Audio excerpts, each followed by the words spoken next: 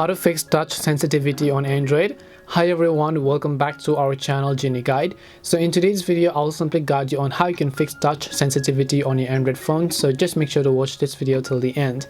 So if you're having issues with your touch screen, the very first thing I want you to understand is that this could also be a hardware issue, right? So it's not only limited to your software. Sometimes the issue could be with the screen protector that you're using, because the person who applied it on your screen just pressed it too hard and now you're having issues with your screen.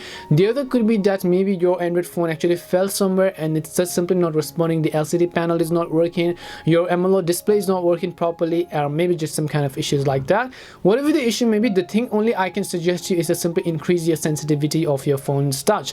You can do this by simply going to settings. No matter whichever Android phone you use, every developer and manufacturer these days provide you a way to go ahead and simply increase the touch sensitivity on your Android phone.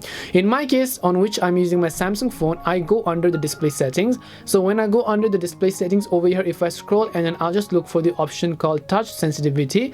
Currently you can say it is turned off. So what it tells me is that increase the touch sensitivity of the screen for use with screen protectors. So I can just go ahead and then turn this feature on if I want to increase the sensitivity of my phone, maybe with screen protectors or maybe with the gloves that I'm using. Other than that, if it's the hardware issue, then I would only recommend you to take it to a nearby repair shop, because we are personally not going to deep dive into those hardware issues such as what are some of the reasons. But if it's a software issue, I basically showed you how you can fix it.